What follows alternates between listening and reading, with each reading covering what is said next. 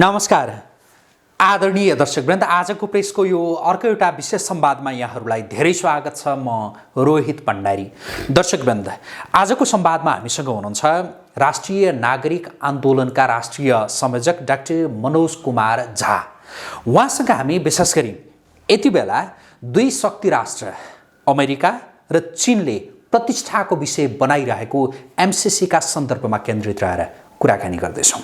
America जसरी पनि नेपालको संसदबाट एमसीसी पास गराउने रणनीतिमा छ भने चीन त्यसलाई रोक्ने रणनीतिमा छ। त्यही रणनीति अन्तर्गत यति बेला अमेरिका र चीनले नेपालका राजनीतिक दलहरूलाई आफ्नो तर्फबाट प्रभाव र दबावमा पारिरहेका छन् र नेपालका राजनीतिक दलहरू प्रभाव र दबावमा परिरहेकै पनि छन्। यदि एमसीसी पास भयो भने त्यसबाट कस्तो प्रभाव पर्न सक्छ, के हुन सक्छ, र यदि एमसीसी पास भएन भने चाहिँ त्यसबाट कस्तो प्रभाव पर्न सक्छ, अमेरिका र चीन जसले आफ्नो प्रतिष्ठाको विषय बनाइरहेको यो एमसीसी पास हुँदा र फेल हुँदा थप कस्ता स्टेपहरू चाल्न सक्छन्, यो विषयमा केन्द्रित हुन्छौँ। अनि सँगसँगै हाम्रो नजिकको अर्को छिमेकी देश भारत, जसले नेपालका सानातिना विषयहरूमा मुद्दाहरूमा पनि प्रत्यक्ष चासो मात्रै राख्ने होइन, दबाव निर्देशन नै दिने गर्दछ र हस्तक्षेप नै गर्ने गर्दछ भनेर जो भनिन्छ, यो एमसीसी जो यति बेला राष्ट्रिय बहसको विषय मात्रै बनेको छैन, यो एउटा यति बेला अन्तर्राष्ट्रिय चासोको विषय पनि बनिरहेको छ। यो विषयमा चाहिँ भारत के कानमा तेल हालेर बसिरहेको होला, भारत भित्रभित्रै केही गर्दैछ या ऊ रमिते बनेर मात्र बसिरहेको छ, हामी यसमा केन्द्रित रहेर कुराकानी गर्छौँ। हाम्रा आजका अतिथिलाई म स्वागत गर्छु। स्वागत छ यहाँलाई। धन्यवाद रोहित सर। आराम हुनुहुन्छ? आरामै छु। यो एमसीसी पास हुन्छ, फेल हुन्छ, के हुन्छ, कसो हुन्छ, त्यतातिर म एकछिनमा आउँछु होइन। यो एमसीसी यति बेला राष्ट्रिय बहसको विषय मात्रै होइन, अन्तर्राष्ट्रिय चासोको विषय पनि बनिरहेको छ। यहाँका सानातिना विषयहरूमा मुद्दाहरूमा पनि प्रत्यक्ष त्यो दबाव दिने, प्रत्यक्ष हस्तक्षेप गर्ने भारत जसलाई भनिन्छ, ऊ यति बेला रमिते बनेर बसिरहेको होला या भित्रभित्रै केही गरिरहेको होला। मैले त्यहाँबाट चाहिँ कुराकानी सुरु गरेँ, अनि अरू विषयमा आउँछु म। धन्यवाद रोहित सर। एकदमै पेचिलो, गहकिलो र गम्भीर विषय पृष्ठभूमिदेखि लिएर यहाँ प्रश्न हाल्दै गर्दासम्म उठाइदिनु हो, त्यसको लागि हृदयदेखि धन्यवाद। अब यहाँको प्रश्नमा टेकौँ, पृष्ठभूमिमा पछि जाउँला। भारतको सेन्समा हामीले कुराकानी गर्दै गर्दा मैले चिनेको भारत, मैले हेरेको भारत र मैले बुझेको भारत र अहिलेको जुन यो गिजोलिएको, मैले सामाजिक सञ्जालमा पनि लेख्ने गरेको छु पहिल्यैदेखि र अहिले केही मिडियाहरूमा पनि आइरहेछ यो शब्द, केही नेताहरूले पनि प्रयोग गरिरहेछन्, गिजोलिएको विषयवस्तु भनौँ न एमसीसी। यो एमसीसीलाई लिएर मैले बुझेको अनुसार जसरी एमसीसीको प्रावधानमा भारतलाई जोडियो, मेरो धेरै अन्तर्वार्ताहरूमा पनि मैले बोल्ने गरेको छु, पछिल्लो अन्तर्वार्ताहरूमा पनि मैले बोलेको छु। दुईवटा देश बिचमा एउटा सहमति भइरहेको छ, एउटा सन्धि भइरहेको अवस्था छ। अमेरिका र नेपाल वा अमेरिकी आइएनजिओ र नेपाल सरकारको बिचमा भनौँ छ भने द्विपक्षीय सम्झौता, चट्टा हेर्दाखेरि द्विपक्षीय सम्झौता देखिन्छ, तर त्यसको एक दुईवटा प्रावधानहरूलाई हामीले केलायौँ भने त्यसमा भारत गाँसिएर आएको छ, जो त्यो प्रसारण लाइन लगायतका कुराहरूलाई लिएर। अनि यसलाई म तीनवटा कोणबाट विश्लेषण गर्छु। अनि यो विरोधको जुन आवाजहरू आयो, एउटा हाम्रो एउटा ट्रेडिसन पनि छ नेपालमा, आफूलाई खुनखार राष्ट्रवादी देखाउनको लागि तबसम्म खुनखार राष्ट्रवादी भइदैन जबसम्म तपाईँले भारतको विरोध गर्नुहुन्न। यो 2007 साल पछिको परिवर्तन, 2007 साल पछि आएको परिवर्तन सँगसँगै हाम्रो मन मस्तिष्कमा बसालिएको कुरा हो। त्यो कहाँबाट बस्यो त्यतातिर जाम्ला, त्यो एउटा परिदृश्य छ। त्यसको कारणले पनि एमसीसीलाई को विरोधको जुन स्वरहरू छ त्यो कोण पनि छ यसमा, एउटा पक्ष। अब अर्को पक्ष यहाँले जुन भारतको दृष्टिकोण, अनि मैले बुझे अनुसार भारतको यसमा दुईटा कोणहरू छन्। एउटा के छ भने आरएसएसको बुझाइ। अब काङ्ग्रेस त त्यहाँको विपक्षी भइगयो, अस्तित्वमा पनि एकदम सांसदको हिसाबले पनि एकदमै न्यून सङ्ख्यामा छ। अहिलेको भारतीय संस्थापन पक्ष भनौँ, सरकारको नेतृत्व गरिरहेको बिजेपी, भारतीय जनता पार्टी, जसको सर्वेसर्वा भनौँ नरेन्द्र मोदी पार्टी अध्यक्ष जोसुकै भए पनि त्यहाँ बिजेपी पार्टीदेखि लिएर सरकारको नेतृत्व गरिरहेको व्यक्ति भनेको नरेन्द्र मोदी हो भने आरएसएसको, म अलिकति गम्भीर कुरा उठाउँदैछु, आरएसएसको हेड भनौँ, सुप्रिमो भनौँ, मोहन भागवतजी, उहाँ दुईटाको बिचमा एउटा ट्युनिङ छ सुरुदेखि नै। ट्युनिङ के छ भने जसरी बिजेपीमा एउटा त्यहाँ नटेकिकन हामी यसमा एमसिसीमा प्रवेश गर्न सक्दैनौँ, त्यस कारणले मैले अलिकति अनि त्यहाँनिर एउटा के ट्युनिङ छ भने 2014को इलेक्सन 2014को इलेक्सनमा जसरी नरेन्द्र मोदीको उदय भयो त्यति बेला एउटा एज फ्याक्टर हाल्यो बिजेपीमा। एज फ्याक्टर भन्दै गर्दाखेरि नरेन्द्र मोदी भन्दा बढी उमेर भएका चाहे जतिसुकै प्रभावशाली नेता होस् उहाँहरूलाई बिस्तारै के गरियो भने म पाखा लगाइयो भन्न चाहदैन राजनीतिक रूपमा शब्दमा, तर उहाँहरूलाई एक किसिमले सन्यास ल्याइयो, उहाँहरूलाई भूमिका विहीन बनाइयो। क्याबिनेटमा हेर्दा पनि एनडीए भनिन्छ, त्यहाँ एनडीए छ, दुईटा त्यहाँ गठबन्धन चल्छ भारतमा, एउटा एनडीए एउटा युपीए। काङ्ग्रेसको गठबन्धन भनेको युपीए, बिजेपीको गठबन्धन भनेको एनडीए, नेसनल डेमोक्रेटिक एलायन्स, राष्ट्रिय जनतान्त्रिक गठबन्धन भन्छ त्यहाँ। अनि एनडीएको हिसाबले एकजना मात्रै नरेन्द्र मोदी 14को सरकारमा एकजना मात्रै तपाईँको नरेन्द्र मोदीको एजभन्दा अलिकति बढी भएको उमेरको, अलिक पाको उमेरको, पछिबाट उहाँलाई पनि राजीनामा दिएर के अरे उहाँको बुहारीलाई अगाडि ल्याइयो।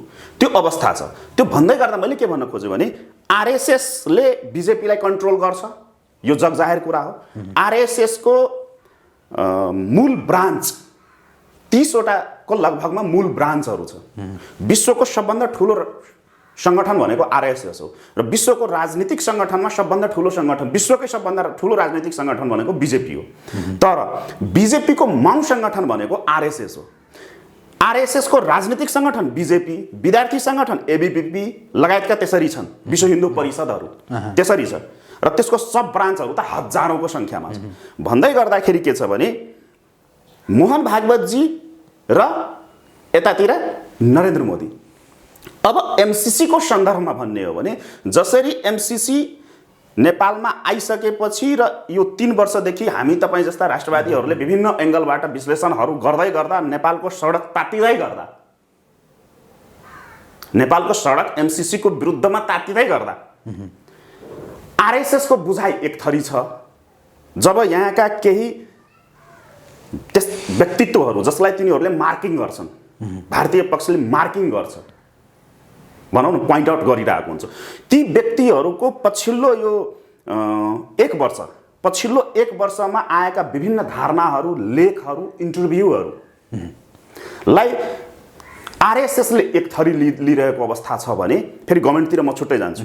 त्यहाँ आरएसएसको बुझाइ के छ भने नेपालमा एमसिसी थ्रु यदि अमेरिका पस्यो भने त्यसले भारतलाई पनि नोक्सान गर्छ र भारतको नेहरू कालखण्डदेखि नै एउटा माइन्ड सेटअप के छ भने उसले जोसुकैसित जेसुकै सम्बन्ध राखे पनि, जस्तै अहिले नै तपाईँको मोदी सरकारले नै जतिसुकै चर्को एन्टी चाइनिज सेन्टिमेन्टको कुरा गरोस्, जतिसुकै ठुल्ठुला राष्ट्रवादी कुरा गरे पनि चाइनाको त लगानी छ त भारतमा, त्यो डाटाले देखाइरहेछ। तपाईँको भारतको सञ्चार, म एउटा सानो उदाहरण दिन्छु, भारतको सञ्चार जस्तै हाम्रो एनटिसी नेपाल टेलिकम छ, त्यस्तै त्यहाँ बिएसएनएल छ, भारतीय सञ्चार सेवा निगम भनेर। भारतीय त्यो बिएसएनएलमा को जति पनि पार्ट पूर्जा छ त्यसमा मोदी सरकार आउनुभन्दा पहिला 85% थियो, त्यसको सबै उपकरण चाइनिजले सप्लाई गर्थ्यो भने नरेन्द्र मोदी आइसकेर अहिलेसम्मको परिस्थिति हेर्नु हो भने अहिले पनि 65% भन्दा बढी, जबको त्यसले पुरै भारतको सञ्चार जगतलाई थेगेको छ। त्यो सेन्सिटिभ हो, अत्यन्तै सेन्सिटिभ कुरा हो। त्यहाँ पनि चाइनाको लगानी छ। यो कोभिडकै बेलामा पनि हामीले हेऱ्यौँ त्यो गोप्य रूपमा सहयोगहरू आएको।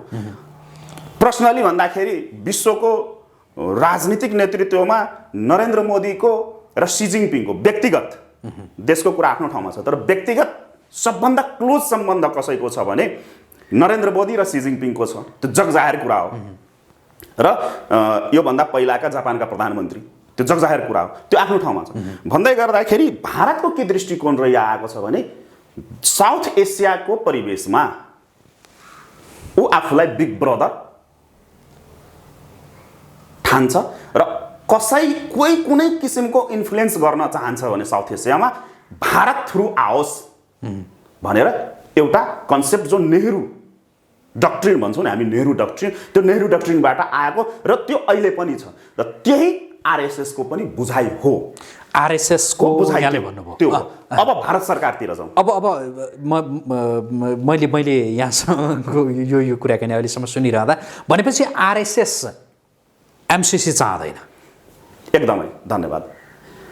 आरएसएस र आरएसएससँग जुडेका म प्रमाण दिन्छु। आरएसएस र आरएसएससँग जुडेका नेपालका थिङ्क ट्याङ्क नाम म भन्न चाहन्न, तर बुझ्ने मान्छेले बुझ्नु होला। नाम केलाएर कसैको व्यक्तिमाथि नजाउँ अहिले होइन, कुनै दिन त्यो पनि आउला। आरएसएससँग एकदम निकटस्थ सम्बन्ध राखेका र आरएसएसको अब अलिकति खोलिदिन्छु म। आरएसएसको एउटा अर्को ब्रान्च पनि छ। अर्को एउटा के छ ब्रान्च भने आरएसएसको विदेश विभाग। आरएसएसको विश्वभरि सङ्गठनहरू छ। त्यो विदेश विभागलाई भारतमा विदेश विभाग भनिन्छ होइन, विदेश विभाग भनिन्छ, तर त्यो विदेश विभागले सञ्चालन गर्ने आफ्ना गतिविधिहरूलाई त्यो देशमा जस्तै आरएसएसलाई हामी राष्ट्रिय स्वयंसेवक सङ्घ भन्छौँ नि, त्यसै गरी विदेशी भूमिमा उसले सञ्चालन गतिविधि गर्ने गतिविधिको नाम चाहिँ के दिन्छ भने हिन्दू स्वयंसेवक सङ्घ। जस्तै अमेरिकामा उसले गतिविधि सञ्चालन गर्यो भने उसले हिन्दू स्वयंसेवक सङ्घ अमेरिका लेख्छ। नेपालमा गऱ्यो भने हिन्दू स्वयंसेवक सङ्घ नेपाल हुन्छ। श्रीलङ्कामा गऱ्यो भने नामको पछाडि देश जोडिन्छ, हिन्दू स्वयंसेवक सङ्घ हुन्छ, जुन नेपालमा पनि एक्टिभ छ। यहाँ हेडक्वार्टर पनि छ, विभिन्न ब्रान्चहरू पनि छ। त्यस्तै अहिले सेवा इन्टरनेसनल भनेर चलाएको छ आरएसएसले, लगायतका विभिन्न सङ्गठनहरू छ। जस्तै आरएसएसकै एउटा ब्रान्च हामीले राष्ट्रिय स्वाभिमान के अरे हिन्दू जागरण अभियान कि के भनेर एउटा छ, त्यो आरएसएसकै हो, जसको हाम्रो पूर्व प्रधान सेनापति रुकमाङ्गत कटवालजीले नेतृत्व गर्दै हुनुहुन्छ त्यो अभियानको होइन। त्यहाँ पूर्व आइजिपीहरूलाई पनि राखेको छ। अब त्यसरी आरएसएससँग नजदिक भएका यहाँका बौद्धिक जमात जसलाई हामी भन्ने गरेका छौँ, या नागरिक समाज भनौँ, या विश्लेषक भनौँ, या पत्रकारहरू भनौँ, उहाँहरूको यो पछिल्लो 1 वर्षको एमसिसी माथिको टिप्पणी, सामाजिक सञ्जालमा लेखेका कुराहरू, किनभने म त्यतातिर अलिकति बढी रुचि राख्ने गर्छु, कुन नेताले या कुन व्यक्तिले के बोल्दैछ भने मूल कुरामा म जान्छु। म अलिकति त्यसरी चासो राख्ने व्यक्ति भएको कारणले, किनभने राजनीतिक व्यक्ति हो होइन। अनि त्यतातिर हामीले फोकस गऱ्यो भने, किनभने तिनीहरूले बोलेका उहाँहरूले बोलेका कुरा भनेको त लाइन नआइकन, सेटेलाइटबाट सिग्नल नफालिकन त आउँदैन।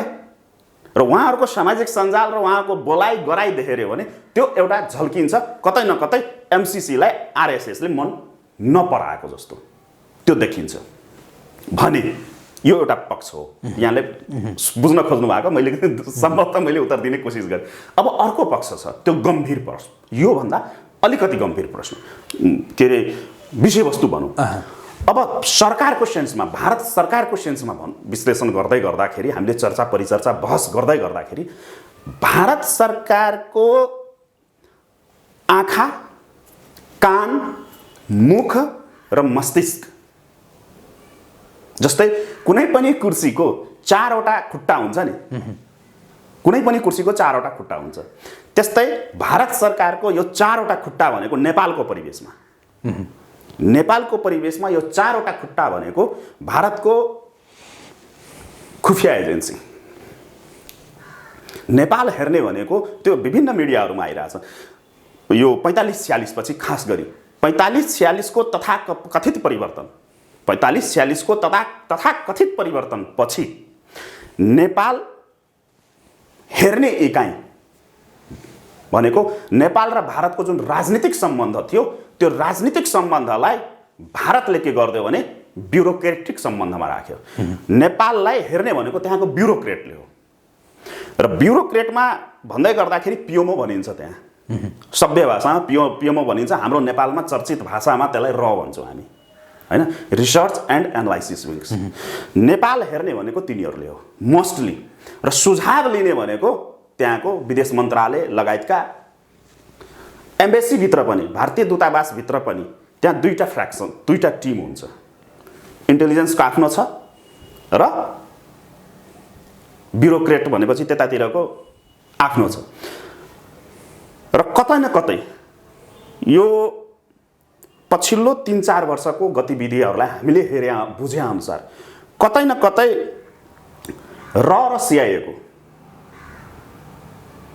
दक्षिण एसियामा र सिआइएको जोइन्ट अपरेसन चलिरहेको छ कुनै पनि विषयवस्तुमा तिनीहरू जोइन्टली जान्छन् र नेपालकै परिवेशमा पनि हामीले ठुल्ठुलो 4-5वटा घटना जुन मैले विभिन्न मिडियाहरूमा पनि बोलेको छु नेपालमा घटेको यो 3-4 वर्षको घटनाहरूलाई हामीले सूक्ष्म रूपमा हेर्यो भने त्यसमा पनि तपाईले क्लियरली सिनहरू देखिन्छ त्यहाँ जस्तै केपी ओलीको संसद विघटन अब त प्रमाणितै भइसक्यो कहाँबाट कसरी किन भएको रहेछ भनेर केपी ओली आफ्नै मुखले पनि 4-5 दिन पहिला भन्दै सङ्केत गर्दै दुई-दुईचोटि संसद विघटन र दुई-दुईचोटि सर्वोच्चबाट पुनर्स्थापना परमादेश कम्फर्टेबलवादी गठबन्धन निर्माण लगायतका कुराहरू चुच्चे नक्सा र चुच्चे नक्सा पछिका गतिविधिहरू श्री 3 महाराज धिराज मैले भन्ने गरेको छु श्री 3 महाराज धिराज उखानटुक्के महाराज भनेर मैले भन्ने गरेको छु ती श्री 3 उखानटुक्के महाराजको त्यो चुच्चे नक्सा र चुच्चे नक्साको परिधिमा भएको घटना परिघटनाहरू 11 बजे राति रेड कार्पेट ओछ्याउनु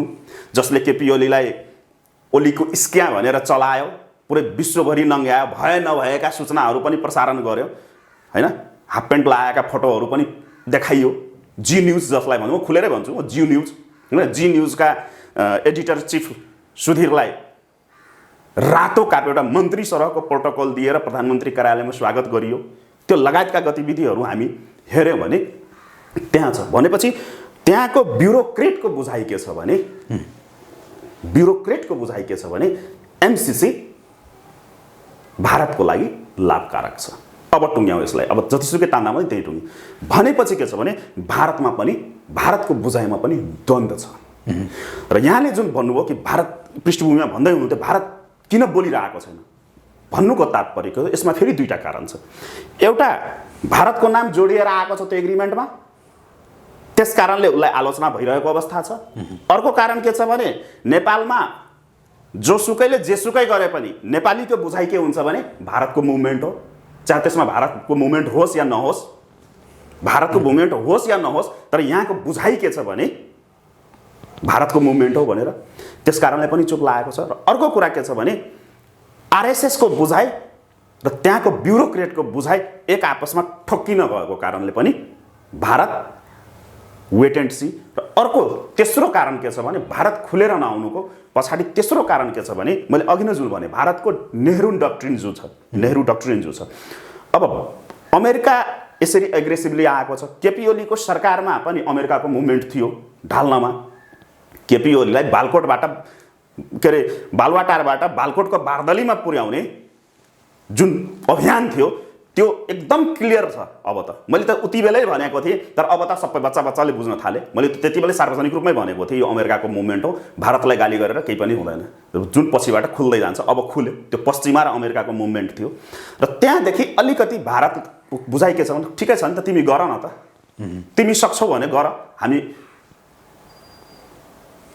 हामी चुप लाएर हेरिरहेछौँ हामी डिस्टर्ब पनि गर्दैनौँ र हामी वेट एन्ड सीमा छौँ भनेर एक थरीको त्यसरी पनि बुझाइ छ त्यस कारणले पनि अब यो विषयवस्तु जुन गिजोलिएको छ अब कुनै बेला हामी कुनै नेतालाई हेरिरहेछौँ हुन्छौँ कुनै बेला समर्थन गरिरहेको अवस्था छ भने कुनै बेला विरोधमा पनि बोलेको या घुमाउरो पाराले विरोध गरेको हिजोको तपाईँको नेपाली काङ्ग्रेसको बैठक पछि सुरुमा त नेपाली काङ्ग्रेसले एकमतले समर्थन गर्यो भनेर आयो र आज बिहान मैले केही त्यो पोलिटिकल स्ट्रिम भन्ने गरेको छु नि त मैले त्यो मेन स्ट्रिम भनेका ठुल्ठुला मिडिया हाउसहरू त्यहाँ आएका न्युजहरू मैले त्यो नेताहरूको बोली हेर्दाखेरि समर्थन पनि गरेको जस्तो विरोध पनि गरेको जस्तो पनि आएको छ केही काङ्ग्रेसकै नेताहरूको भनेको त्यो पनि के हो भने भारतले अहिलेसम्म मुख नखोल्नु र भारतमा जुन द्वन्द्व देखिएको छ नि एउटा एमसिसीको सम्बन्धमा त्यो भारतको सेन्समा भन्दै गर्दा अब जस्तो त्यहाँ आरएसएस नेपालले चाहेको कुरा चाहिँ पुग्छ कि या जुन ब्युरोक्रेट्स भन्नुभयो नि यहाँले त्यसले चाहेको चाहिँ पुग्छ त नेपालको यो एमसिसी का सन्दर्भमा यति बेला एकदमै त्यहाँ बलियो चाहिँ को हुन्छ? एकदमै धन्यवाद। अब रोहित सर ठ्याक्कै एक शब्दमा भन्ने हो भने अब यो अन्तर्वार्ता क्रममा आउँछ अरू कुराहरू पनि आउँछ, यहाँले प्रश्न अब मुखमा हात हालिहाली ओक्लाउनुहुन्छ अनि त्यसमा आउँछ नि, तर एक लाइनमा टक्क यसलाई एक लाइनमा एन्सर दिने हो भने नेपाल द्वन्द्वमा फँसिसक्यो र त्यो अन्तहीन द्वन्द्वमा जुन मैले त्यो यहाँसँगकै पहिलो बसाइमा आजभन्दा झन्डै 1.5 वर्ष पहिलाको पहिलो बसाइमै पनि मैले भनेको थिएँ यहाँलाई, नेपाल धेरै ठुलो अन्तहीन द्वन्द्वमा फँसेको छ र यो फँसेको सुरुवात भइसक्यो। म अब डेटमा पनि भन्छु यही अन्तर्वार्ताको क्रममा। र त्यो अब बोली कसको चल्छ भन्दै गर्दाखेरि ब्युरोक्रेट, भारतीय ब्युरोक्रेट के छ भने विगत 15 वर्षको 15-16 भनौँ न, यो 61-62 पछिको तथाकथित परिवर्तन पछि आएको यो व्यवस्था, कुव्यवस्था भन्छु म यसलाई, कुव्यवस्था र कुव्यवस्थापन को पछाडि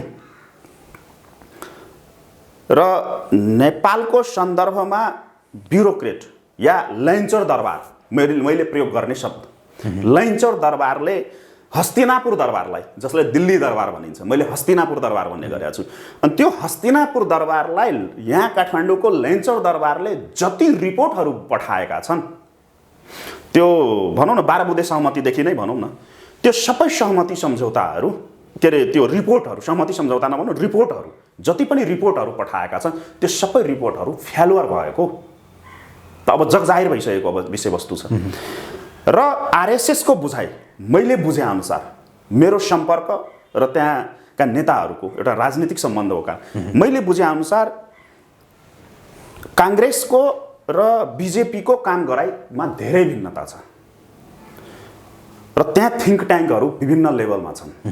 ती थिङ्क ट्याङ्कहरूले धेरै ठुलो प्रभाव पारिरहेको अवस्था हुन्छ हरेक विषयवस्तुमा। र त्यो बुझाइ के छ भने ब्युरोक्रेटलाई एउटा आधार मान्ने, तर कार्यान्वयन फेरि ब्युरोक्रेटकै तर्फबाट गराउने, तर निर्देशन चाहिँ, फाइनल निर्देशन चाहिँ आरएसएसकै विङ्सबाट आउँछ, बिजेपीकै विङ्सबाट आउँछ भन्दै गर्दाखेरि अब एमसिसीको सन्दर्भमा त्यहाँ देखिएको मनमुटाव भनौँ या एकरूपता, बुझाइमा एकरूपता नहुनु त्यसले पनि यहाँ द्वन्द्व निम्त्याउँछ र ठ्याक्कै भन्नुपर्दाखेरि आरएसएसकै चल्छ। त्यसो भए भारत नेपालमा एमसिसी संसदबाट पास नगराउनका लागि चाहिँ उसको त्यो जोडबल रहन्छ। यदि आरएसएसकै बोलवाला चल्छ भनेदेखि त्यही त होला नि, हैन? त्यो ठ्याक्कै अलिकति घुमाउरो पाराले भन्दाखेरि त्यो देखियो, त्यो देखिँदैछ, तर जोडबल चाहिँ भन्न मिल्दैन, जोडबल भन्न मिल्दैन। उसले प्रभाव वा दबाव सिर्जना गर्दैन, प्रभाव र दबाव सिर्जना गर्दैन र गरिरहेको पनि अवस्था मैले भेटाएको छैन। तर उसले आफ्नो धारणाहरू आफ्नो माध्यमहरूबाट, आरएसएस वा बिजेपीले आफ्ना धारणाहरू आफ्ना माध्यमहरूबाट विभिन्न प्लेटफर्महरूमा राखिरहेको अवस्था छ र सडकमा उठिरहेका विषयवस्तुलाई कतै न कतै आरएसएसले एउटा वैचारिक सहमति, अरू सहमति नभनौँ, वैचारिक सहमति दिइरहेको चाहिँ क्लियर छ। जस्तो अब अघि पनि यहाँले भन्नुभयो भन्न चाहिँ, होइन, अझ विस्तृतमा भनिदिनु होला। यहाँलाई आज मैले धेरै रोकिराखेको छैन, यहाँलाई बोल्न अलिकति मैले समय दिइरहेको छु। जस्तो यो आरएसएसले चाहिँ किन नेपालमा त्यो एमसिसी कार्यान्वयन नहोस्, संसदबाट पास नहोस् भनेर चाहन्छ त? भारतमा जो 2 धार देखिएको छ भनेर यहाँले भन्नुभयो, आरएसएसको स्वार्थ चाहिँ के छ त? मैले अघि नै पनि भने, अलिकति विस्तृतमा 5 मिनट लिएर भन्दाखेरि एउटा त के छ भने भारतको विदेश नीति उसको आन्तरिक मामलामा जेसुकै त्यो राजनीतिक उठापटक जेसुकै भए पनि भारतको विदेश नीति र विदेश नीति, सामरिक नीति र सैन्य नीति, विदेश नीति, सामरिक नीति र सैन्य नीति, यी तीनटै नीति छुट्टै हुन्। यो तीनवटै नीतिको बेस चाहिँ अहिले पनि नेहरू डक्ट्रिन नै छ। त्यसमा अलिकति समय अनुसारले परिमार्जन मात्रै गरिएको हो। त्यो भन्दै गर्दा त्यसको आधार के हो भने आजभन्दा झन्डै 2-3 महिना पहिले, दसैँ ताका, अब ठ्याक्कै म डेट भन्न सक्दिनँ, तर लमसम 2-3 महिना पहिलाको कुरा हो। अहिलेका विदेश मन्त्री एस जयशंकर, जो पहिला विदेश सचिव हुनुहुन्थ्यो, उहाँ त धेरै ठाउँमा कार्यरत पनि, अमेरिकाको लागि पनि भइसकेको व्यक्ति हो र अमेरिका र चीनलाई धेरै नजिकबाट जान्ने व्यक्तिमध्ये पर्नुहुन्छ एस जयशंकरजी।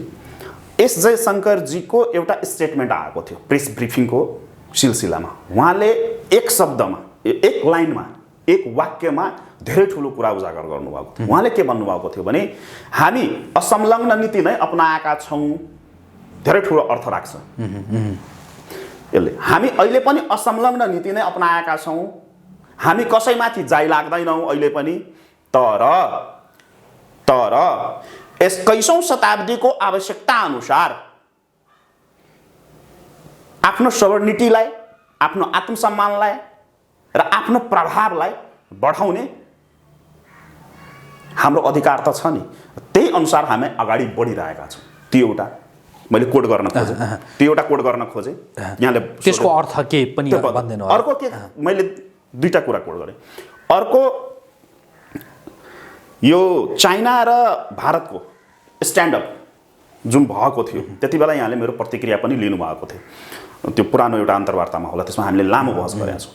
त्यो बेला र नेपालको लिम्पियाधुरा लिपुलेखको इस्यु जुन अहिले पनि जल्दो बल्दो, मैले अहिले चुच्चे नक्साको जुन चर्चा गरेको थिएँ, त्यति बेला जुन भारतको मुभमेन्ट देखियो, बाहिर त आएन त्यो कुरा, तर म एउटा सानै उमेरदेखि राजनीति गरिरहेको व्यक्ति र केही विदेशी कुराहरूमा पनि चासो राख्ने व्यक्ति भएको कारणले गर्दाखेरि र मैले बुझेको अनुसार त्यसमा क्लियरली के देखियो भने नरेन्द्र मोदी सरकार 2, दोस्रो कार्यकाल हो नि त, नरेन्द्र मोदी सरकार 2 ले र भारतभित्रको त्यो रक्षा बजेटहरूको विश्लेषण हामीले गऱ्यौँ भने, उसको एउटा सैन्य र सामरिक कुराहरूको गतिविधिहरू हामीले हेऱ्यौँ हैन, त्यो सबै गर्दाखेरि नरेन्द्र मोदीले अहिलेको परिवेशमा विदेश नीतिलाई, फरेन पोलिसीलाई, मैले एउटा शब्द मेरो सामाजिक सञ्जालहरूमा पनि मैले लेख्ने गर्छु, मार्शल डिप्लोमेसी,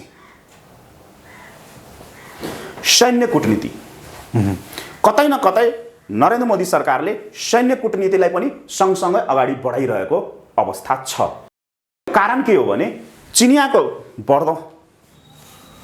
गतिविधि बढ्दो पुरै विश्व पटलमा, हाम्रो नेपालको सन्दर्भमा अमेरिकीहरूको पनि त्यही देखियो, रसियनको जो अहिलेको जल्दो बल्दो समस्या देखिएको छ त्यहाँ पनि देखियो। भनेपछि पुरै विश्व नै अहिले के भइरहेछ भने मार्शल डिप्लोमेसीमा अगाडि बढिरहेको अवस्था छ। अब यहाँको प्रश्न ठ्याक्कै म टेक्नु पर्दाखेरि यो जुन नेहरू डक्ट्रिनबाट विकसित भएको र अहिले केही परिमार्जन भएको अवस्थामा आरएसएसको बुझाइ के छ भने, मैले अघि नै भने, यदि त्यो ध्रुव सत्य पनि हो, अहिले 2061 सम्म या 62-63 समयको आजभन्दा झन्डै 14-15 वर्षसम्म भारतको इन्फ्लुएन्स नेपालमा, अब नेपालमा टेकौँ, बाहिर नजाउँ, हामी जहाँ छौँ त्यसमै चर्चा गरौँ, नेपालको सन्दर्भमा 90% उसको इन्फ्लुएन्स थियो। 45-46 सम्ममा 100% इन्फ्लुएन्स थियो। 45-46 पछिदेखि लिएर म आरएसएसमा टेक्दैछु, 63 सम्म आइपुग्दाखेरि भारतको इन्फ्लुएन्स 90% मा झर्यो। 10% इन्फ्लुएन्स चीनतिर गयो, चिनिया भयो र 62-63 को तथाकथित परिवर्तन पछि यो संघीय लुटतान्त्रिक जुन आएको छ, लुटतान्त्रिक गनाउने तन्त्र जुन आएको छ नेपालमा, त्यसपछि को परिवेश र आरएसएस को एनालाइसिस, त्यसमा पनि म टेक्छु। अब अलिकति खुलेर कुरा गर्दाखेरि के देखियो भने आरएसएस को विभिन्न विदेश सम्बन्धको या खास गरी यो नेपालको सन्दर्भमा पछिल्लो 2-3 महिना पहिला मैले एउटा सामाजिक सञ्जालमा पनि एउटा कोड गरेर लेखेको थिएँ। 2-3 महिना पहिला भारतको मतलब आरएसएस को एउटा विदेश विभागले जुन आरएसएसलाई आफ्नो हेड क्वार्टरलाई र बिजेपीलाई बुझाएको दस्तावेज जुन बाहिर आएको छैन, त्यो दस्तावेजलाई राम्रोसित हेर्नुभयो भने त्यो क्लियर छ। त्यसमा के छ भने नेपालको सन्दर्भमा लामो पृष्ठभूमि छ त्यहाँ, तर लगभग 13-14 पेजको त्यो नेपालकै बारेमा विश्लेषण गरेको छ। त्यहाँ अमेरिकाहरूको बारेमा पनि छ, तर नेपालको सन्दर्भमा धेरै लामो विश्लेषण गरेको छ, 15-17 पेजको विश्लेषण हो त्यो। त्यसमा क्लियरली के लेखेको छ भने भारतको इन्फ्लुएन्स भनेको नेपालको सन्दर्भमा आजको डेटमा ल्यान्चरभित्र राजदूतावास भित्र मात्रै सीमित हुन गयो भनेर उसले क्लियरली लेखेको छ। र त्यसलाई प्रतिशतमा उसले के निकालेको छ भने 20 देखि 30%, अत्यधिक 30%, नभए त हामी त्यहाँ छँदै छैनौँ। अमेरिकन इन्फ्लुएन्स मात्रै, अमेरिकन र पश्चिमाको इन्फ्लुएन्स भन्ने हो भने मोर देन 40% छ, र चाइनिज इन्फ्लुएन्स र भारतीय इन्फ्लुएन्सलाई बराबर गरेर राखेको छ। भन्नुको तात्पर्य के हो भने आरएसएसको बुझाइ के छ भने यदि आजको सन्दर्भमा यस्तै रहिराख्यो भने अमेरिकाको पुच्छर भएर बसेको छौँ हामी नेपालमा। उसको बुझाइ के छ भने नेपालको सन्दर्भमा हामी आजको डेटमा अमेरिकाको पुच्छर हौँ, नभए हाम्रो अस्तित्व नै समाप्त भइसक्यो। त्यो आरएसएसको बुझाइ हो।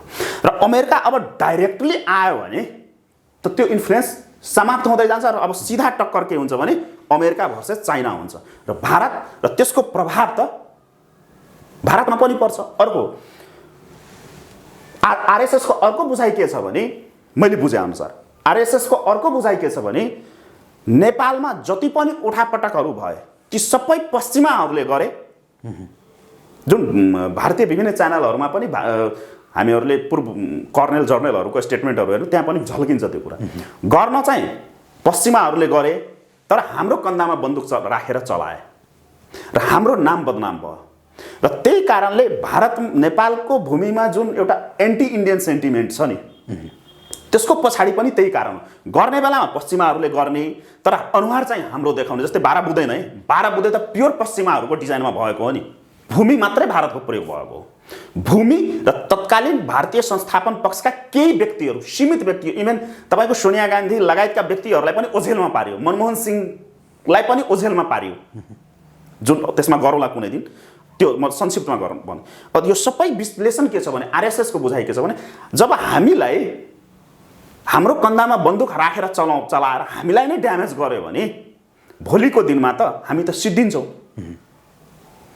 भनेपछि अमेरिकाले 61-62 को आन्दोलन ताका पनि, जब 61-62 को आन्दोलन ताका र त्यसपछि पहिला पनि जब राजा ज्ञानेन्द्रको माघ 19 को कदम आयो, त्यति बेला बीबीसीमा एउटा इन्टरभ्यू, त्यो अहिले पनि म सम्झिन्छु, बीबीसीको पत्रकारले अमेरिकाको प्रतिक्रिया लिँदाखेरि अमेरिकाको सिधै प्रतिक्रिया के थियो भने भारतले जे गर्छ त्यसमा हाम्रो समर्थन हुन्छ भन्न चाहिँ तिनीहरूले त्यसरी भन्थे। तर गर्ने बेलामा भारतलाई अगाडि बढाएर तिनीहरू आफ्नो योजनाहरू बुन्थे। त्यो आरएसएसको बुझाएर त फ्याक्ट पनि त्यही हो।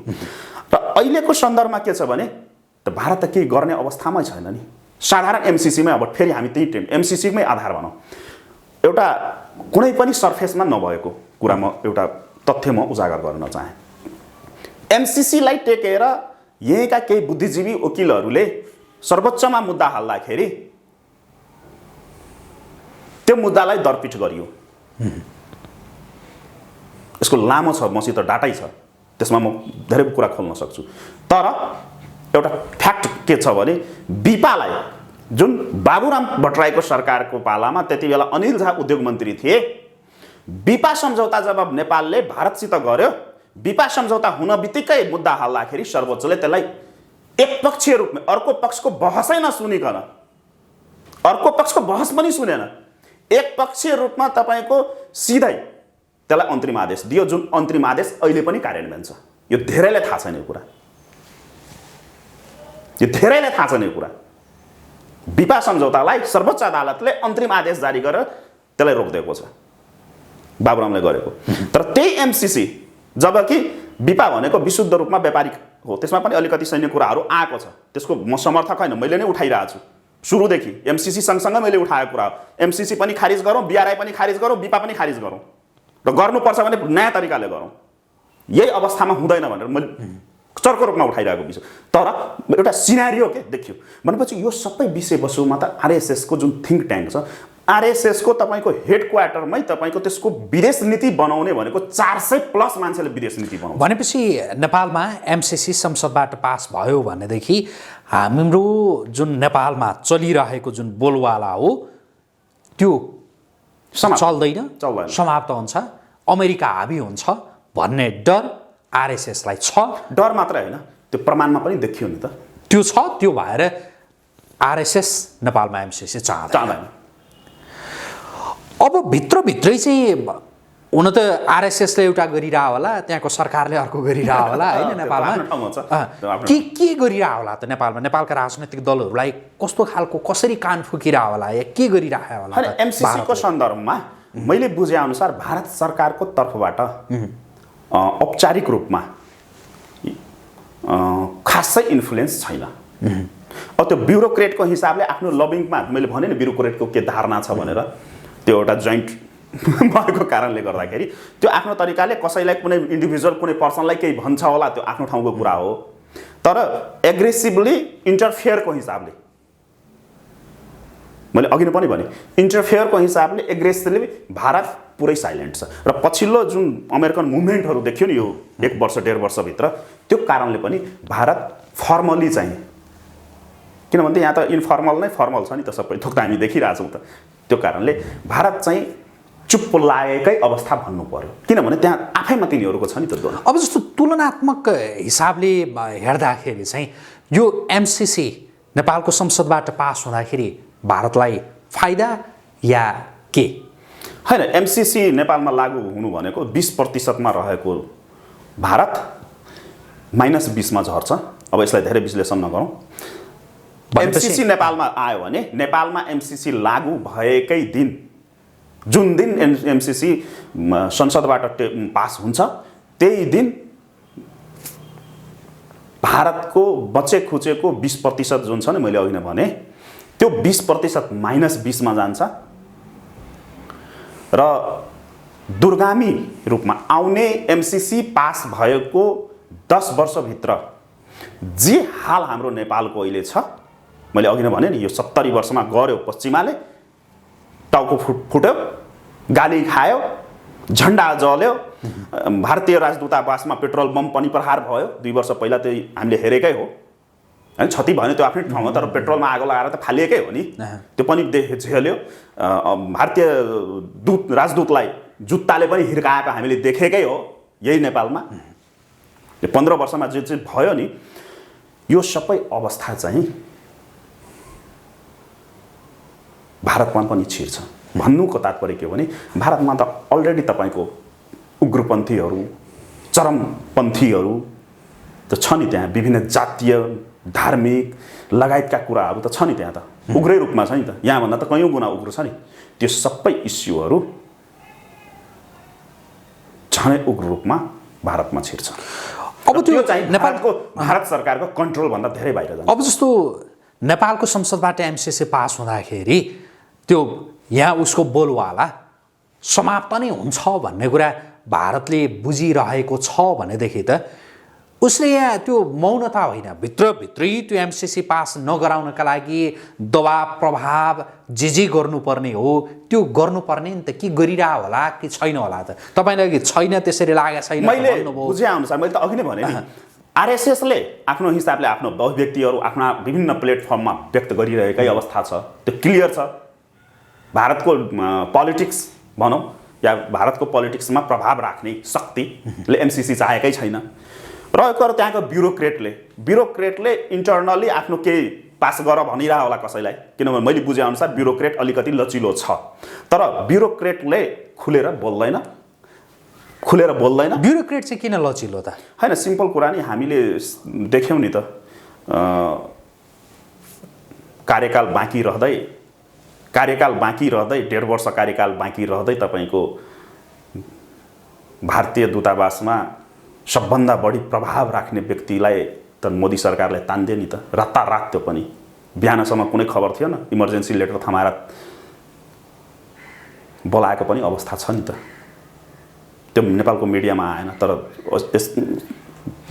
अझ बुझ्ने गरी भन्दाखेरि किन ब्युरोक्रेट चाहिँ नेपालमा एमसिसी चाहन्छ त भारतको ब्युरोक्रेट होइन उसलाई अमेरिकाको साँठगाँठ चाहिएको छ नि त किनभने इन्टेलिजेन्स विङ्स भनेको एक अर्काको परिपूरक हुन्छन् र भारतीय इन्टेलिजेन्स विङ्स र अमेरिकन इन्टेलिजेन्स विङ्स खास गरी र CIA को आफैमा एउटा गठबन्धन जस्तो छ विभिन्न खास गरी टेरर विषयवस्तुलाई लिएर र भारतको विदेश नीति खास गरी दक्षिण एसियाको विदेश नीतिमा रले प्रभाव पार्ने हो पार्थे हिजो अस्तिसम्म त्यो भन्दै गर्दाखेरि त उसले त अमेरिकालाई त हेर्छ नै हामी भारतका विषयमा नै अलि बढी केन्द्रित भयो होइन अब जस्तो यो एमसिसी ल पास भएन फिर्ता हुने अवस्था आयो भनेदेखि त्यो अवस्थामा अमेरिकाले गर्न सक्ने के हुन्छ नेपालमा र त्यसबाट नेपाललाई हुने अब जस्तो कतिपयले भन्छन् फाइदा हुन्छ हैन एमसिसी फिर्ता भयो भनेदेखि त भनेर पनि भन्छन् त्यसका नकारात्मक पाटाहरू ताकि अमेरिकाले गर्न सक्ने यहाँ के हुन सक्छ र त्यसबाट बस्न नेपालले के गर्ने धन्यवाद एकदमै गम्भीर प्रश्न उठाइदिनु भयो अब यसलाई फ्याक्टमा डाटामा टेकेर कुरा गर्दाखेरि अब कतिलाई नपच्ला भन्ला कि एमसिसी को तर्फबाट बोलिरहेछ एउटा डर त्रासको सिर्जना गरिरहेछ सोच्लान् मान्छेले तर म दुई हात जोडेर सम्पूर्ण आम देशभक्त नेपाली नागरिकहरूलाई के भन्न चाहन्छु म त्यतातिर छैन किनभने म सुरुदेखि नै जति बेला एमसिसी कसैलाई थाहा पनि थिएन नेपालमा थाहै थिएन मिडियालाई थाहा थिएन त्यति बेलादेखि चर्को रूपमा उठाइरहेको र आन्दोलनै गरेको र गरिरहेको व्यक्ति मध्ये म पर्छु एमसिसी को पक्षधर होइन म त क्लियर छु प्रश्नसँग भन्दाखेरि तपाईँ एमसिसी को पक्षधर होइन क्लियर छ मेरो सामाजिक सञ्जालमा हेर्नुस् मैले डोनाल्ड ट्रम्पकै पुतला जलाएको पुरै तराईमै आगो बालेको व्यक्ति हो नि त एमसिसी को विरुद्धमा यो आन्दोलनै थिएन यद्यपि अमेरिकाले के गर्न सक्छ र त्यसबाट बस्न अब के गर्ने भनेर त हामी त्यसको पूर्व तयारी त गर्न आवश्यक छ नि एकदमै धन्यवाद सर त्यही भएर मैले भने रोहित सरलाई कि यो प्रश्न उठाइदिनु हो यसरी त्यसको लागि हृदयदेखि धन्यवाद र हामीले त त्यति बेला आन्दोलनै थिएन एमसिसी को आन्दोलन उठाउने व्यक्तिगत रूपमा भन्दाखेरि म र हाम्रो सङ्गठन हैन त्यसपछि काठमाडौँमा बल्ल माइती मण्डलामा केही आन्दोलन उठेर अहिले यो अवस्था आयो त्यो अब भन्दै गर्दाखेरि हामीले एमसिसी को प्रावधानहरूमा धारा उपधाराहरूमा यो 3 वर्षमा धेरै चर्चा परिचर्चा गरिसक्यौं त्यतातिर हामी जानु उपयुक्त म ठान्दिन अब एक लाइनमा भन्दै गर्दाखेरि एक लाइनमा म एमसिसी लाई यो राष्ट्रघाती छ छैन त्यो आम जनताले बुझिसकेको विषयवस्तु हो र मैले सुरुदेखि नै कसैले सैन्य त कसैले के मैले सुरुदेखि नै के भन्ने गरेको छु भने एमसिसी विशुद्ध रूपमा यो आर्थिक सहायताको विषयवस्तु होइन भनेर मैले पटक दावा गर्दै आएको कुरा हो जुन अब आएर यो 5-7 दिनदेखि सतहमा देखियो यो अब अन्तर्राष्ट्रिय राजनीतिक चलखेलको विषयवस्तु हो भनेर प्रमाणितै भइसक्यो अब यहीँका त्यस एमसिसी मा सिग्नेचर गर्ने व्यक्तिहरूले नै भनिसके अब यसका 3 वटा पाटोबाट म केही कुरा राख्छु सबभन्दा पहिला त जे देखिँदैछ मैले आजभन्दा झन्डै 2 महिना पहिला मैले आफ्नो सामाजिक सञ्जालमा केही कुराहरू राखेको थिएँ र पछिल्लो 1 महिना पहिला मैले के भनेको थिएँ भने माघ 15 गतेसम्म पर्खौँ त्यसपछि यहाँ धेरै कुराहरू उजागर हुँदैछ भनेर र ठ्याक्कै माघ 14 गतेदेखि यो हामीले जुन सिनारियोहरू देखिरहेछौँ त्यो माघ 14 गतेदेखि सुरु भएको सिनारियो हो अब भन्दै गर्दाखेरि सबभन्दा पहिला त म कहाँनिर टेक्छु भने त्यसपछि म एमसिसी मा टेक्छु हामी कस्ता निकृष्ट बुद्धि नभएका र जुन मैले भन्ने गरेको छु नि बौद्धिक वेश्यावृत्ति र राजनीतिक वेश्यावृत्ति बौद्धिक वेश्यावृत्तिमा लिन राजनीतिक वेश्यावृत्तिमा लिन व्यक्तिहरूलाई हामीले यो देशको साँचो सुम्पिन पुग्यौं त किनभने कस्तो लज्जास्पद कुरा छ जुन व्यक्तिले एमसिसी मा सिग्नेचर गरेको छ पहिलो सम्झौता आधिकारिक रूपमा गर्ने व्यक्ति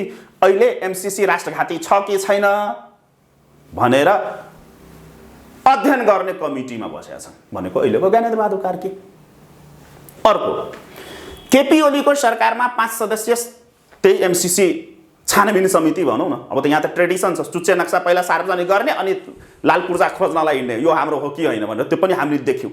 यस्ता यस्ता राजनीतिक नेतृत्व भएपछि अवस्था त विकराल हुन्छ नै। र जुन मैले पटक पटक मैले यहाँसितको पहिल्यै अन्तर्वार्तामा भनेको थियौँ, मैले भनेको थिएँ रोहित सर हामी विसर्जनको मुखमा छौँ, र यहाँले जुन सोध्नुभयो एमसिसी पास भएन भनेको अवस्था के हुन्छ भने एकदमै विकराल अवस्था हुँदैछ देशको। कसरी भनेपछि अब त्यो डाटामा देखौँ। पहिलो डाटा टक्क टक्क म बुदागत भन्छु। ठिक छ। नेपालको सबभन्दा पुरानो वा पहिलो, पुरानो पनि नभनौँ, सबभन्दा पहिलो आर्थिक सहायता राष्ट्र कुन हो? अमेरिका। सबभन्दा पहिलो आर्थिक साझेदार राष्ट्र हाम्रो देशको अमेरिका हो, जुन राजा महेन्द्रको पालामा भएको थियो, झन्डै भनौँ न उहाँकै पहलमा भएको थियो। त्यो पहिलो तथ्य। अब त्यसले के प्रभाव पर्छ त्यो पछि भनौँ। अर्को तथ्य के छ भने नेपालको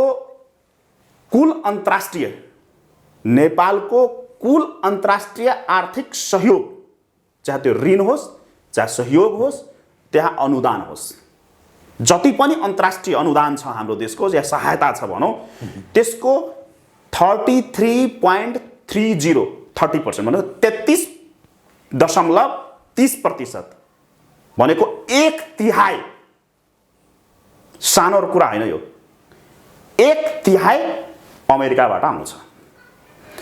नेपालको सबभन्दा ठुलो अन्तर्राष्ट्रिय सहयोगकर्ता राष्ट्र भनेको अमेरिका भयो। दोस्रो बेलायत हो, धेरैलाई थाहा छैन यो कुरा। दोस्रो बेलायत हो र तेस्रो संयुक्त राष्ट्र सङ्घ।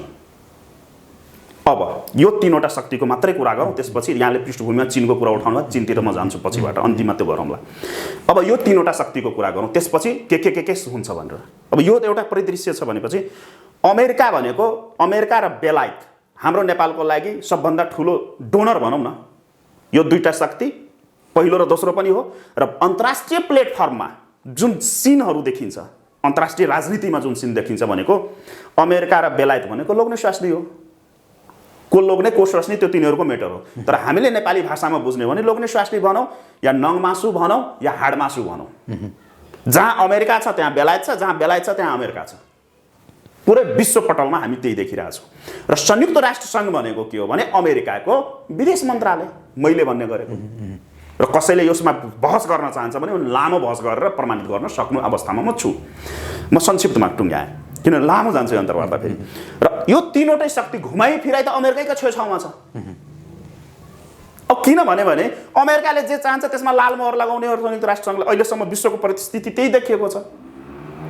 इराकको काण्ड हेर्नुहोस्, लिबिया हेर्नुहोस्, जहाँसुकै हेर्नुहोस्, अमेरिकाले जे चाहन्छ संयुक्त राष्ट्र सङ्घले त्यसैमा लाल मोहर लगाउँछ।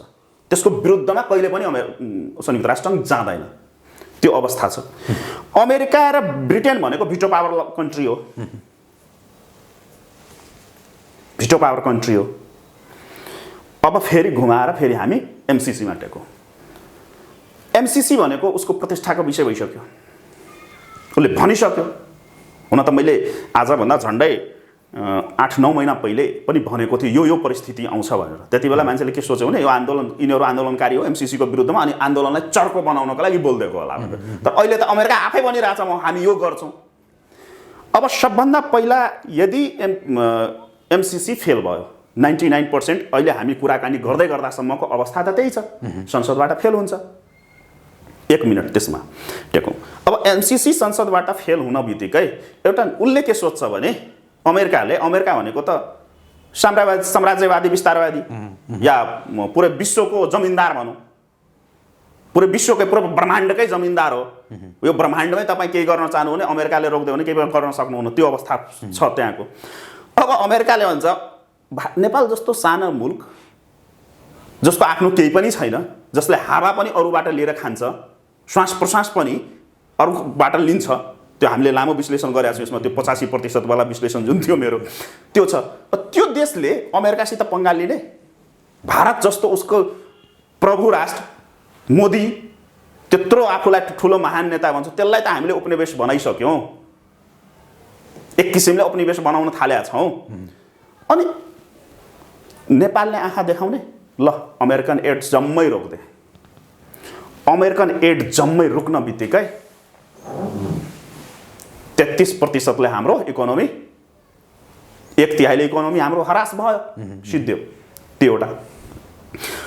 अमेरिकाले पछि हात झिक्न बित्तिकै बेलायतलाई हात झिक्छ, संयुक्त राष्ट्र सङ्घले कटौती गर्न सुरु गर्छ। एउटा परिस्थिति।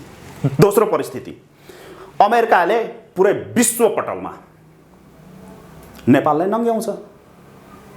किनभने नेपाल भनेको त तिनीहरूले जन्माइदिएको, बुवासोहरूले चलाउने देश हो। अब अमेरिकाले के भन्छ, त्यहाँका नेतृत्वकर्ताहरू विश्वासै छैन, उसले भनि पनि सक्यो। अनि उसले के भन्छ भने उनीहरूले त गर्ने बेला क्लियर छ नि। शुक्रबार आएको एमसिसी को पत्रमा त क्लियरै छ। सत्तामा हुँदाखेरि एक थरी, विपक्षमा हुँदाखेरि अर्को थरी, वा राजनीतिक अविश्वासको कुरा लगायतका कुराहरू उसले उठाएर सिधै विश्वलाई के भन्छ भने यो विश्वासै नगर्ने देश हो। किनभने त्यहाँका नेताहरू, त्यहाँका कर्ताधर्ताहरू, त्यहाँका लिडरहरू रहेन।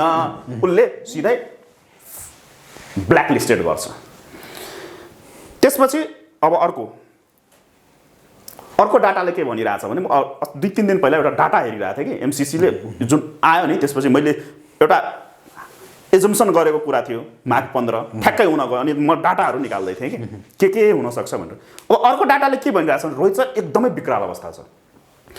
इन्टरनेसनल फोरम जति पनि छ, एडिबी लिनुहोस्, वर्ल्ड ब्याङ्क लिनुहोस्, विश्व ब्याङ्क, अन्तर्राष्ट्रिय व्यापार सङ्गठन भनेर के भनेर छ त्यो हेरौँ, लगायतको इन्टरनेसनल जति पनि फोरमहरू छ जसले अल्पविकसित राष्ट्रहरूलाई या विभिन्न राष्ट्रहरूलाई सहयोग गर्छ वा अन्तर्राष्ट्रिय राजनीतिमा आर्थिक रूपमा, सामाजिक रूपमा प्रभाव पार्छ, त्यो सबै फोरममा अमेरिकाकै बोलबाला छ। कसरी भनेपछि त्यो फोरमहरूमा के हुँदो रहेछ, जस्तै हाम्रो सेयर बजार हुन्छ नि, त्यस्तै त्यहाँ भोटिङ सेयर भन्दो रहेछ क्या।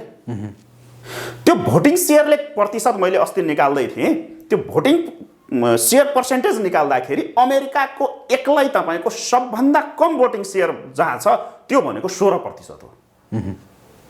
त्यो 16% भन्दाखेरि 100मा 16 रुपियाँ खासै त्यसरी सोच्ला मान्छेले, तर यो विषयवस्तुमा 16% भनेको धेरै ठुलो, सोच्नै नसक्ने अवस्था। भनेपछि त्यहाँ सबै ठाउँमा उसले प्रभाव पार्छ। कसरी प्रभाव पार्छ भने नेपालको कुनै पनि प्रोजेक्टलाई अमेरिकाले हुँदैन भनेर भनिदिन्छ। या त कुनै पनि प्रोजेक्ट आउँदाखेरि या त सर्वसम्मति हुनु पर्यो, या त भोटिङमा जान्छ। भोटिङमा जाँदाखेरि अमेरिकाले हुँदैन भन्छ, उताबाट बेलायतले हुँदैन भन्छ, अरू राष्ट्रले पनि हुँदैन भनिदिन्छ, विभिन्न कारण देखाइदिन्छ नि त। सक्यो। उसले कतिले भनिरहेछ नि अहिले आर्थिक नाकाबन्दी या के, नाकाबन्दी गर्नै पर्दैन नि। नाकाबन्दी शब्द अमेरिकाले प्रयोगै गर्दैन। उसले आफ्नो सेयर त झिक्न पाइहाल्यो नि त। उसले आफ्नो सेयर त पर्दै, उसले नाकाबन्दी शब्दै प्रयोग गर्यो। उसले आफ्नो कामहरू मात्रै रोकिदियो भने यो अवस्था सिर्जना हुन्छ। र यो सबै कारणहरू के भयो भने यो लिडरसिप, जसलाई हामीले राजनीतिक, मैले अघि नै पनि भने नि, जसलाई हामीले सत्ताको साँचो दियौँ नि, तिनीहरूको अदूरदर्शिता हेरौँ त। एमसिसी गर्ने बेलामा तिनीहरूले पढेनन् त, सबैले गरेछ नि। संसदमा जति पनि पुगे यो 15 वर्षमा र जति पनि सरकारमा पुगे, यो खिलराज रेग्मीको पनि पालोको कुरा उठिरहेछ, त्यति बेला पनि केही सम्झौताहरू भएका रहेछन् भनेर। भनेपछि यो 15 वर्षमा जति पनि सरकार बन्यो, यो सबै सरकारले त एमसिसी गर्दाखेरि त्यहाँ बुद्धि पुगेन त यिनीहरूको। अर्को कुरा, प्रधानमन्त्री जस्तो मान्छेले गरिमामय पदमा बसेको व्यक्ति शेरबहादुर देउवा व्यक्ति होइन नि। शेरबहादुर देउवा व्यक्ति होइन नि। ऊ प्रधानमन्त्रीको कुर्सीमा बसिसकेपछि, एउटा पार्टीको अध्यक्षको रूपमा बसिसकेपछि ऊ त धेरै ठुलो पद हो नि त। अनि उसले एउटा आइएनजिओलाई पत्र लेख्ने। अर्को कुरा, पुष्पकमल दाहाल, त्यही भएर मैले उसलाई छापारे भन्ने गरेको छु। पुष्पकमल दाहाल जस्ता व्यक्ति जसले आफूलाई अग्रगमनकारी त देउता त के भनेर उपाधि दिएर हिँडेका छन्, उसको अग्रगमन र अमेरिकी साम्राज्यवाद विरुद्धको आन्दोलन यही हो त। हजुर हामीलाई 4-5 महिना समय दिसियोस्, हामी देशको भरका सम्पूर्ण साधन स्रोतहरू प्रयोग गरेर, उसले त त्यही लेखेको छ नि त पत्रमा, मैले बुझेको। र कुनै पनि आम नेपाली अलिकति पनि पढे लेखेका व्यक्तिले त्यो शेरबहादुर देउवा र प्रचण्डको पत्र जुन एमसिसीलाई गएको छ, त्यो पत्रमा को आश्रय त त्यही हो। नेपालमा भएभरका हाम्रो राष्ट्रको सम्पूर्ण साधन स्रोतहरू लगाएर हामी एमसीसी पास गर्छौँ, तपाईँहरू ढुक्क हुनुहोस्, हामीलाई 4 महिना 5 महिनाको समय दिसियोस् भनेर भन्नुको तात्पर्य अब मैले फेरि अघि नको कुरामा जोडेँ भनेपछि त यो सम्पूर्ण व्यवस्था कुव्यवस्था अव्यवस्थाहरू जति पनि आएको रहेछ यो सबै त अमेरिकाकै इसारामा आएको। फेरि मैले आरएसएसको त्यो विश्लेषणमा जोड्दिएँ मैले त्यहाँको बुझाएँ। तिनीहरू मैले अघि नै भने नि तिनीहरूले हाम्रो कन्धामा बन्दुक हालेर चलाउने कुरा जुन गरेका थिए भनेपछि त यो सबै व्यवस्था र कुव्यवस्थाहरू जति पनि भयो उठापटक यो 70 वर्षमा 2007 सालपछि नेपालमा जति पनि उठापटकहरू भयो यो सबै अमेरिकाको खेल रहेछ र त्यो सबैमा यी राजनीतिक दल बनाउनेहरूले गरेका रहेछन् भने त देखियो। अब यिनीहरूलाई मैले अब टुङ्ग्याएँ। अब यिनीहरूलाई त अब यिनीहरू भनेको त त्यसकै पाल्तु हुन्। अब त्यो पाल्तुलाई त मालिकले त अब तपाईँले आफ्नो घरमा कुकुर पोस्नुभयो, म सामान्य सबैले बुझ्ने भाषामा भन्छु।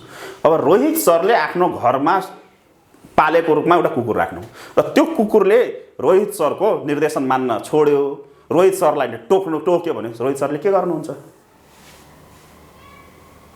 त्यो कुकुरलाई त त्यतिकै छोड्नुहुन्न तपाईँले। अवस्था त्यही भएको छ भनेपछि तर अब यहाँले अर्को प्रश्न पनि एउटै प्रश्न दुईटा प्रश्न हो, त्यसपछि गर्ने के त? म त्यता आउँछु है, गर्ने के त भन्नेमा एकछिनमा आउँछु। यदि एमसीसी पास भएन भने अमेरिकाले यसो गर्न सक्छ भनेर यहाँले भन्नुभयो होइन? हैन, मैले भने मात्रै होइन, ठिक छ। एमसीसी यसले 1 मिनट मात्रै ठिक छ प्लिज। के भने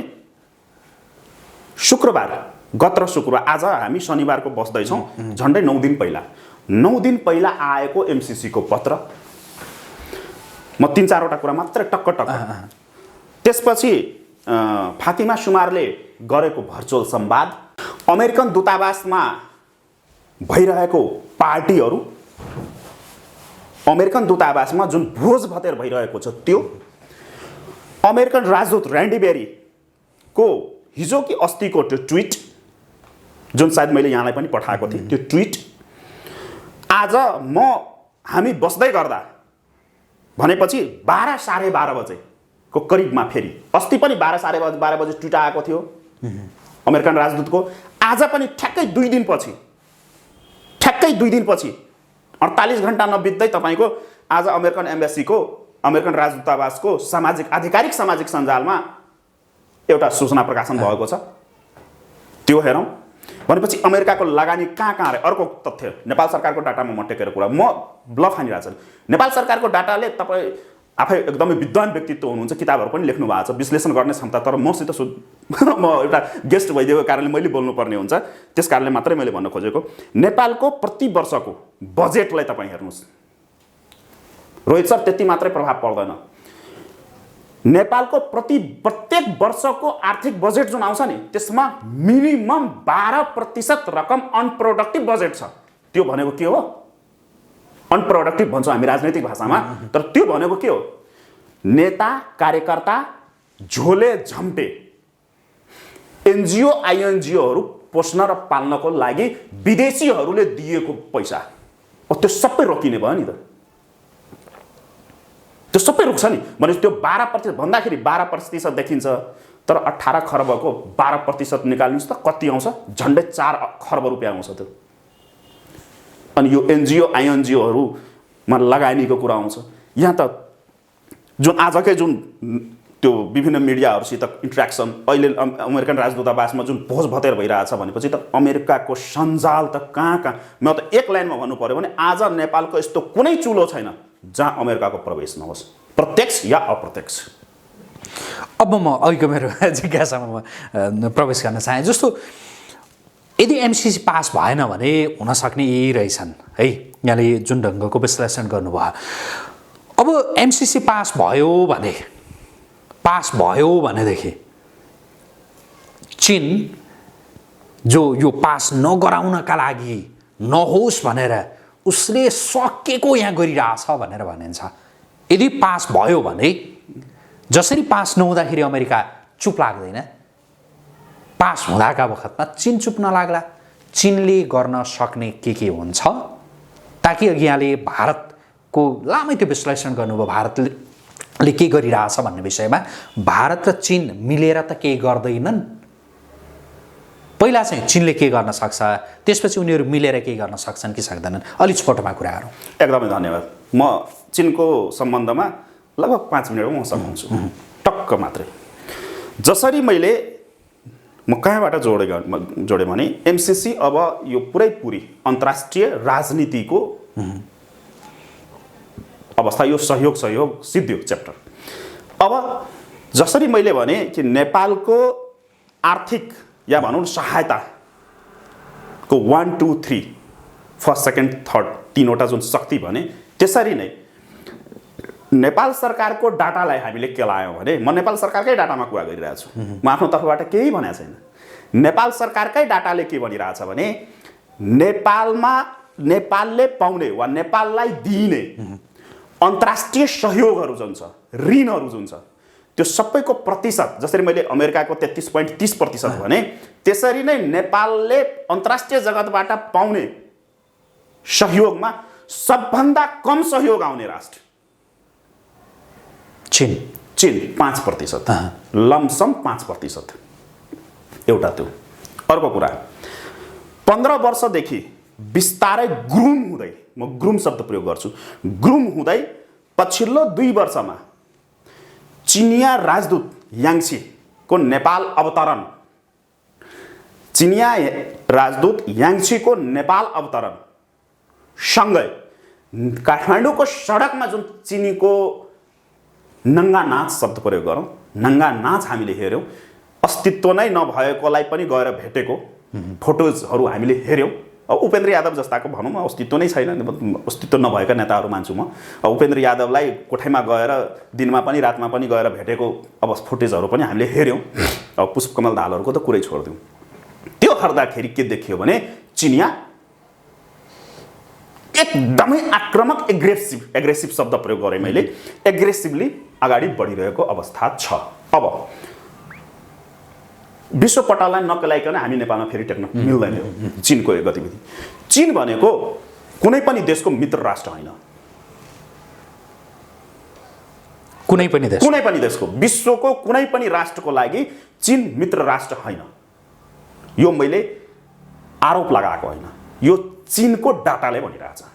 चीनको डाटा, चिनिया नेताहरूको गतिविधि, चिनिया कूटनीतिज्ञहरूको गतिविधि र नेपालको परिवेशमा नेपालका पछिल्लो घटना, बरु यसमा कुनै दिन लामो म तथ्यमा टेकेर डे टु डे भन्न सक्छु कहाँनिर कसरी गरेको छ चीनले।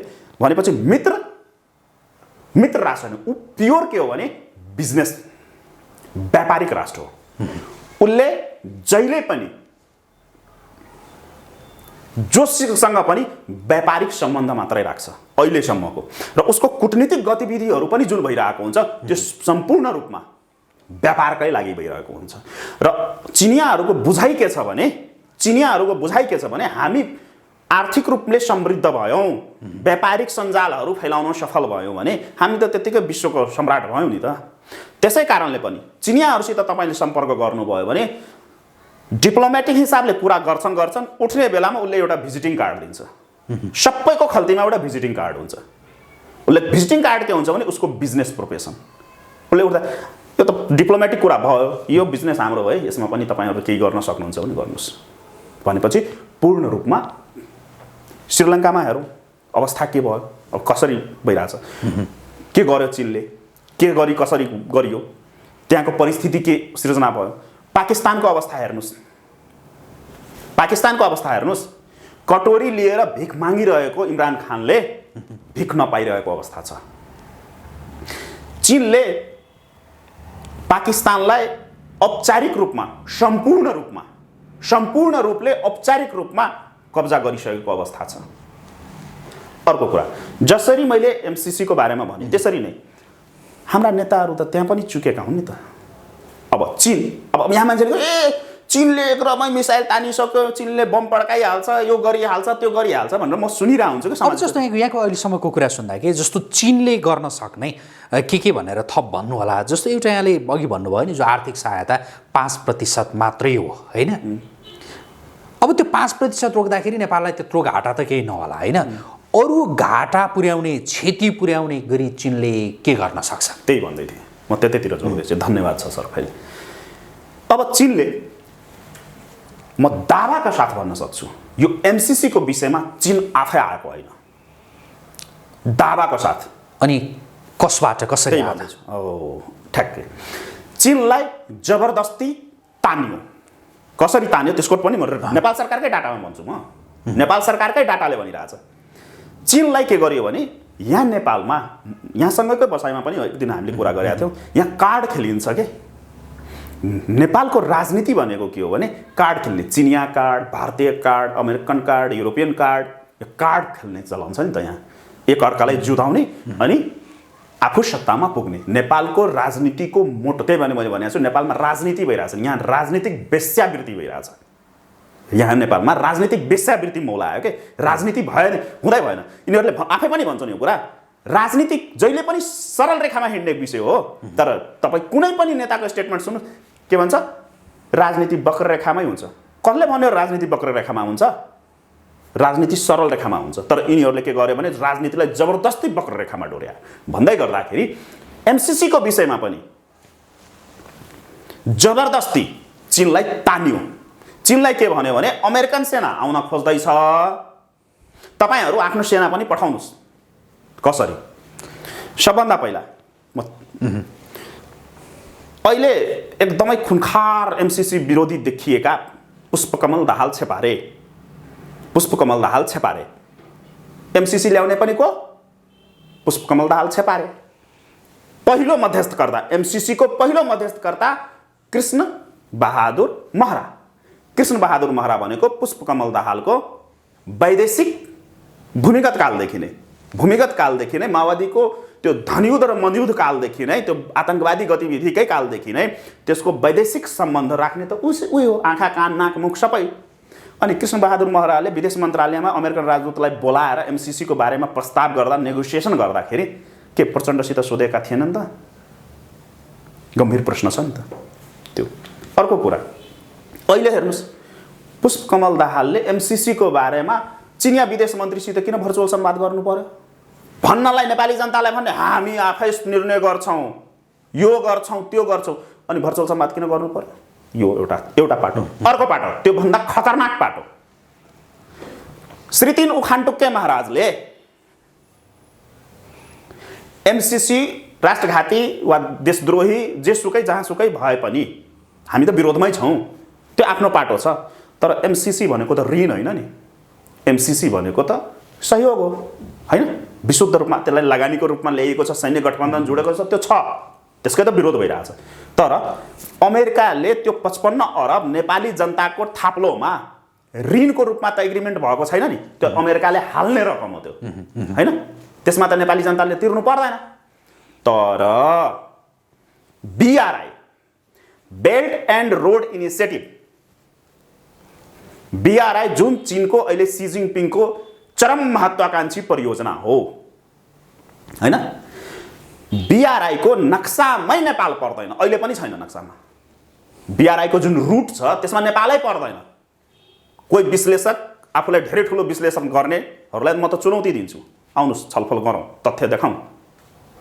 बीआरआई को रुटमा नेपाल थिएन, छैन। तर उखानटुक्के महाराजले खुट्टा उचालेर चीनलाई गुहारेर ऋण लिएर बीआरआई प्रोजेक्टमा लाग्ने जति पनि रकम छ, चीनले जति पनि रकम हाल्छ त्यहाँ लगानी गर्छ, त्यो सबै के हो भने नेपाल सरकारले ऋणको रूपमा त्यसलाई स्वीकृति दिएको छ, ऋणको रूपमा स्वीकृति दिएको छ। र बीआरआई भनेको पनि विशुद्ध देखिँदाखेरि व्यापारिक देखिएको छ, तर विशुद्ध रूपमा त्यो सैन्य गठबन्धन हो।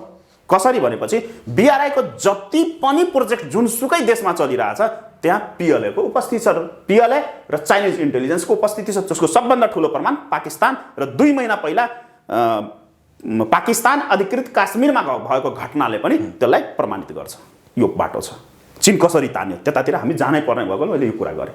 यो सँगै धेरै कुराहरू छन्। अब रह्यो चीनले अब कसरी छोड्दैन, त्यसले के प्रभाव पार्छ। अब चीनलाई त तानियो, चीन तानियो र याङची भनेको अहिलेको चिनिया राजदूत भनेको हामीले राजदूतको सेन्समा हेरिरहेछौँ। चिनिया राजदूत याङची नेपालका लागि राजदूत भए पनि चीनमा के छ भने यहाँलाई थाहै होला, थाहै छ होला होइन, थाहै छ, चीनमा भनेको पार्टीले सत्ता सञ्चालन गरिरहेको अवस्था छ। त्यहाँ ब्युरोक्रेटदेखि लिएर सबै पार्टीका कार्यकर्ता हुन्छन्। सम्भवतः नेपालबाट फर्केपछि याङची विदेश विभागको उच्च पदमा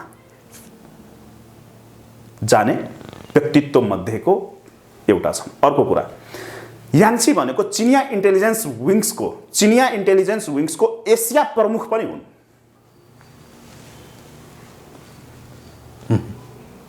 याङचीको बायोडाटा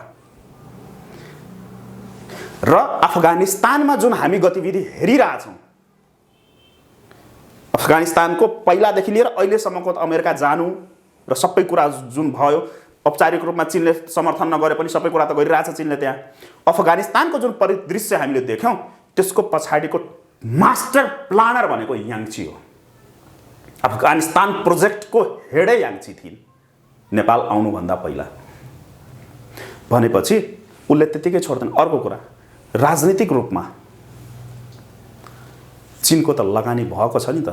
खास गरी यो 3 वर्षमा हेऱ्यो भने हाम्रो देशलाई 5% मात्रै दिए पनि पार्टीहरूमा त ठुलो रकम भित्रेको छ नि त। यहाँ कन्टेनरका कन्टेनर पैसा भित्रेका छन् नि, र त्यो ल्याउनको लागि हामीले यति दिन्छौँ भने हामी यो गरिदिन्छौँ भनेर त गरेका छ नि। र चीन अहिले विश्व कित्ता भनेको, विश्व परिवेश भनेको त दुईटा पोलमा छ, अमेरिका र चीन। र अमेरिकाले औपचारिक रूपमा 2 दिन पहिला यो टाउकेहरूलाई फोन गरेर, नेपालका टाउकेहरू बनाउनेहरूलाई त फोन गरेर सिधै भनिदियो यदि एमसीसी पास भएन भने चीनले रोक्यो भनेर हामी बुझ्छौँ भनेर त आयो, मिडियामा आयो। अब भनौँ न, यस्ता यस्ता सूचना पनि यिनीहरूको आफ्नै सचिवालयले लिक गर्छ। कस्ता सचिवालय छन् यिनीहरूका, यस्ता यस्ता कुराहरू पनि लिक गर्ने हो भनेपछि त गम्भीरता त देखियो। अब अमेरिकाले औपचारिक रूपमा चीनलाई दुश्मन घोषणा गरिसकेपछि नेपालकै सन्दर्भमा चीन पछाडि हट्छ? हट्दैन। अनि अब एमसीसी पास भयो भने आर्थिक नाकाबन्दी त चीनले लगाउनै पर्दैन, आवश्यकता पनि छ। अहिले पनि तपाईँको नाकाबन्दी नै छ नि त नेपालमा। हेर्नु, सबै बोर्डरहरू बन्द गरेको छ 2 वर्षदेखि, एउटै सामान छिर्न पाएको छैन। न्यु रोडतिर जानुभयो भने व्यापारीहरूले थाप्लोमा ठोकिरहेको अवस्था देख्छौँ हामी, होइन? त्यो अवस्था त छँदैछ नि। चीनले त आर्थिक नाकाबन्दीसित उसलाई लेनदेनै दिँदैन। तर यहाँ उसले अब कुटनीतिक वार सुरु गर्छ। यसलाई डिप्लोमेटिक वार भनिन्छ। जस्तो के हुन सक्छ त्यो वार? डिप्लोमेटिक वारमा जसको सिनारियोहरू देख्न थालिएको छ। अब अमेरिकन गतिविधि र भारतीय गतिविधिहरूले गर्दाखेरि जसरी यहाँ पार्टी टुटफुटको कुराहरू भइरहेको थियो, त्यसरी नै अब यहाँ टुटफुटको कुराहरू आइरहेको छ। जस्तै जसपा फुटको सङ्घारमा छ। म सिम्पली अब सिद्ध्याएलाई, जसपा फुटको सङ्घारमा छ, जुन कुनै बेला पनि फुट्न सक्छ। एमसीसी पास भयो भने खड्गप्रसाद ओली महाराज धिराज सरकारको पार्टी पनि फुट्छ, 200% ग्यारेन्टी। र त्यो फेरि फोड्ने टिमको नेतृत्वकर्ता पनि हिजोका अमेरिकन, आजका चिनिया पक्षधर, त्यो पनि फुट्छ। त्यो भनेको नाम पनि भन्दैन होइन? त्यो फुटेपछि भनौँला उहाँको इतिहासै भनौँला, कहाँबाट कसरी प्रमोट भएर आयो भनेर। त्यो अब त्यो फोड्ने नेकपा एमाले फोड्ने व्यक्ति भनेको हिजोका रसियाएकाले जन्माइदिएका व्यक्तिले एमसीसी पास हुन बित्तिकै पार्टी फुटाउँछ।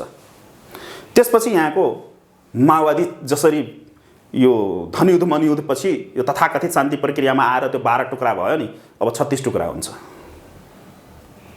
माओवादी शाखा हुन्छ पास भयो भने। नेपाली काङ्ग्रेस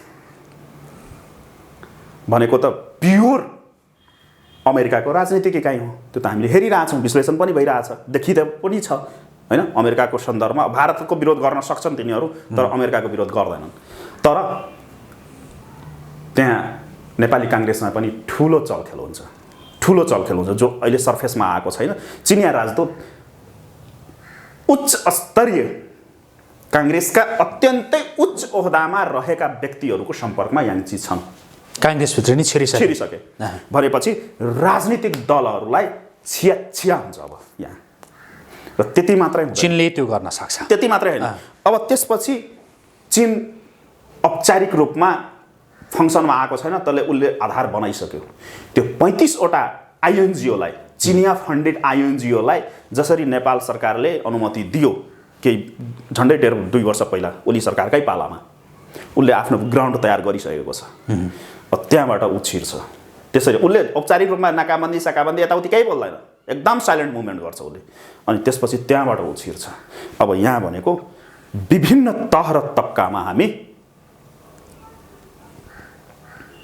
चीन भर्सेस युएसए वार हामी देख्छौँ। जे गर्दा पनि अब देशको अवस्था चाहिँ विकराल हुँदैछ। अब त्यसो भए दुई देशले जो प्रतिष्ठाको विषय बनाइरहेको यो एमसिसीका सन्दर्भमा अब के चाहिँ गर्ने त? एकदमै धन्यवाद। एकदमै छोटोमा भन्दै एकदमै छोटोमा म दुई कुराकानी एकदम राम्रो भइरहेको छ, लामो पनि भयो होइन, तर राम्रो भइरहेको छ कुराकानी। अलिकति छोटो गरौँ। अब के गर्ने त? अन्तिम जिज्ञासा नै हो यहाँसँग मेरो। धन्यवाद यो रोहित सर। मैले भन्न पनि त्यही खोजिरहेको थिएँ, राख्नुको प्रश्न त्यसको लागि एकदमै सिम्पल छ। नेपाल मैले गरेको यो जति पनि विश्लेषण वा सर्फेसमा देखिएका घटना र परिघटनाहरू वा हुन सक्ने सम्भावित घटनाहरू वास्तविक रूपमा भन्ने हो भने सबभन्दा पहिला एमसिसी खारेज गरौँ। संसदमा टेबल हुनु हुँदैन, कुनै पनि हालतमा पास हुनु हुँदैन। यो भन्दै गर्दा मैले चीनको समर्थन गर्ने वा आरएसएसको समर्थन गरे होइन,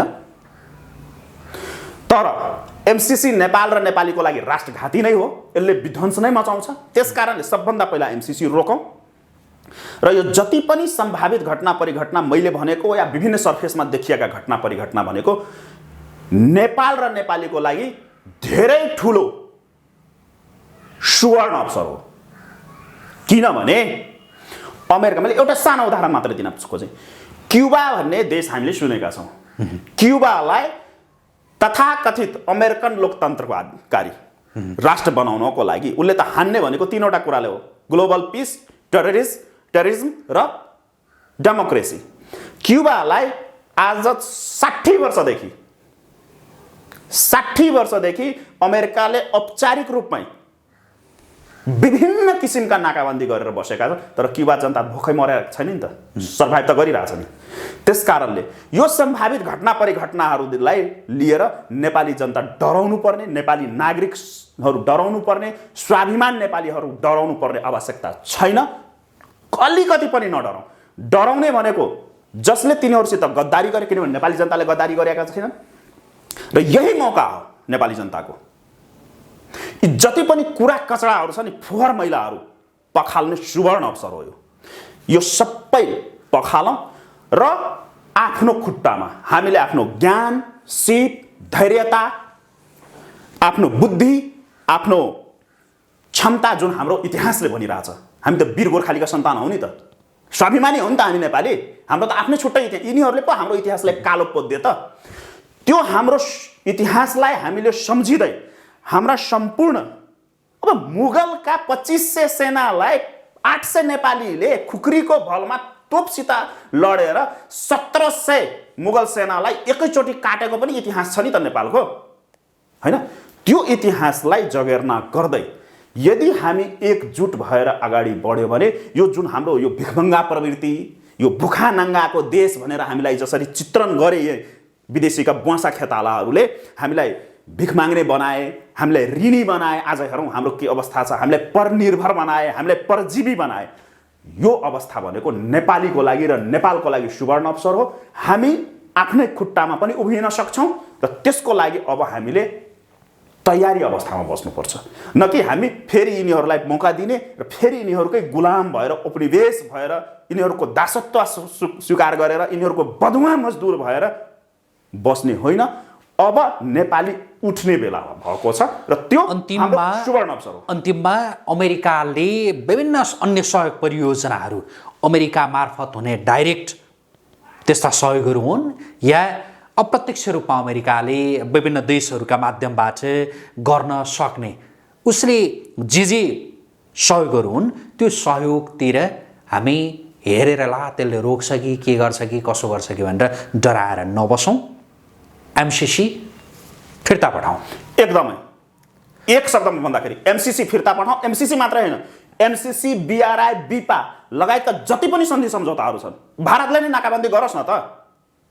प्रोजेक्ट छ, म दिन सक्छु प्रोजेक्ट। 5 वर्षको भित्रमा हामी ऋणमुक्त पनि हुन्छौँ। जतिसुकै कर्जा भए पनि, आज हाम्रो जतिसुकै कर्जा, राष्ट्रिय ऋण लगायतका कुराहरूबाट 5 वर्षभित्र हामी ऋणमुक्त हुन सक्छौँ। त्यसको आधारहरू छन्, उदाहरणहरू छन्। चीन, आजको जो चीन छ जसको हामी चर्चा गरिरहेका थियौँ, यहाँसँग त्यो आधारका विषयमा, यहाँको योजनाका विषयमा हामी अर्को अन्तर्वार्ता एक लाइन टुङ्गाएँ। अब मैले यो भन्नै पर्ने विषय उठाइदिनु भयो। आजको जुन चीन, जुन अमेरिकालाई धक्का दिइरहेको चीन जन्मेको कति भयो? जम्मा 30 वर्षको इतिहास छैन उसको। 30 वर्ष पहिलाको चीन हेर्नुहोस् न र 30 वर्ष पछाडिको चीन अहिले हेरौँ भनेपछि हामी बिल्कुलै डराउने अवस्था छैन। हामीले आफ्नो धैर्यता, हाम्रो क्षमतामा हामी अडिग हुन सक्नु पर्यो। हाम्रा जति पनि कमजोरी यो 30-32 वर्षमा हामीमाथि लाद्यो नि, यो सबै पखाल्ने बेला आएको छ। त्यस कारणले हामी स्वाभिमानी नेपाली थियौँ र अलिकति जुन प्रश्नवाचक चिन्ह लागेको छ त्यो पखाल्ने बेला आएको छ। त्यसकारण आँखा चिम्लेर एमसीसी रिजेक्ट गरौँ। हुन्छ, आजका लागि कुराकानी यति गरौँ। जुन समय दिनुभयो यसका लागि यहाँलाई धेरै धन्यवाद। धन्यवाद यो रोहित सर, यहाँलाई र आजको प्रेस परिवारलाई धेरै धेरै धन्यवाद। हस्, आदरणीय दर्शकवृन्द, हामी कुराकानी गरिरहेका थियौँ डाक्टर मनोज कुमार झासँग। उहाँसँगको यो कुराकानीसँगै आजको प्रेसको यो विशेष संवाद अहिलेका लागि यहीँ सकिन्छ। पल पलको अपडेट र ताजा बहसका लागि आजको प्रेस हेर्दै गर्नुहोला। नमस्कार।